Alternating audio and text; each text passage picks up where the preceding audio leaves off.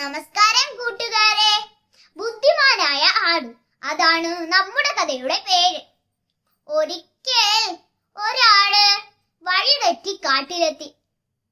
കാടിന്റെ പച്ചപ്പ് കണ്ട് ആടിന് വല്ലാത്ത കൗതുകം തോന്നി. ഹായ്, എന്ത് ഭംഗിയാ! നിറയെ ഇളം പുല്ലുകൾ. പുല്ലും തിന്ന് വയറും നിറഞ്ഞ് തല ഉയർത്തിയപ്പോഴാണ് ആടിന്റെ കൊമ്പുകളിൽ ഇലകളും വള്ളികളും കുടുങ്ങി. ഇപ്പോൾ ആടിനെ കണ്ടാൽ ശരിക്കും ഒരു ഭൂതമാണെന്നേ തോന്നും. വല്ലാത്ത മയക്കം. അങ്ങോട്ടിരിക്കാം.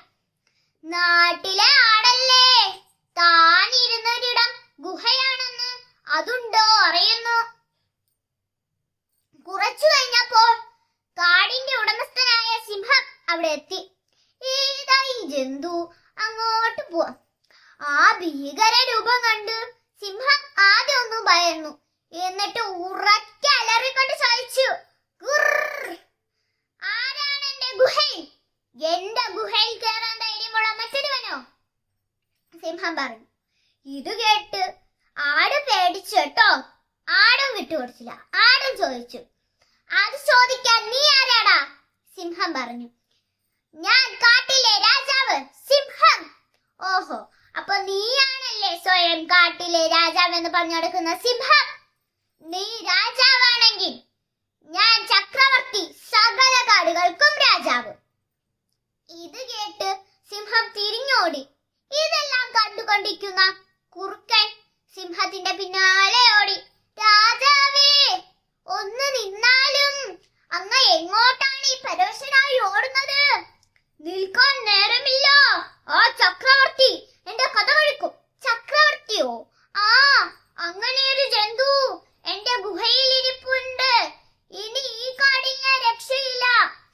രാജാവില്ലാത്ത മറ്റേത് കാടുണ്ടോന്ന് ഞാൻ നോക്കട്ടെ. സിംഹം പറഞ്ഞു. ഈ സിംഹത്തിന്റെ പൊണ്ണത്തണ്ടി മാത്രമേ ഉള്ളൂ, ബുദ്ധി തീരെയില്ല.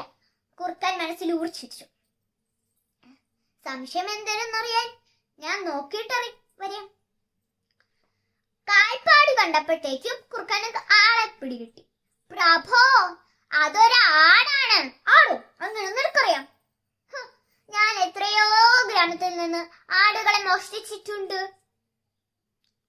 പ്രഭയ്ക്ക് പേടിയാണെങ്കിൽ എന്റെ പിറകിൽ ഒളിച്ചാൽ മതി. ഒരു രാജാവായ ഞാൻ ഒരു നിസ്സാര കുറുക്കന്റെ പിന്നിൽ ഒളിക്കുകയോ? അതും വേണ്ട. പ്രഭയ്ക്ക് പേടിയാണെങ്കിൽ നമ്മുടെ രണ്ടുപേരെ വാരി കൂട്ടിക്കെട്ടാം. അവൻ തിന്നുകയാണെങ്കിൽ ആദ്യം എന്നെ തിന്നോട്ടെ. ആടിനെയും സിംഹത്തിനെയും കുറുക്കനെയും ഒരുമിച്ച് കണ്ട ആടിനെ വെപ്രോളമായി. അവരുടെ വാലുകൾ കൂട്ടിക്കെട്ടിയതെന്ന് കണ്ടപ്പോൾ കാര്യം പിടികിട്ടി.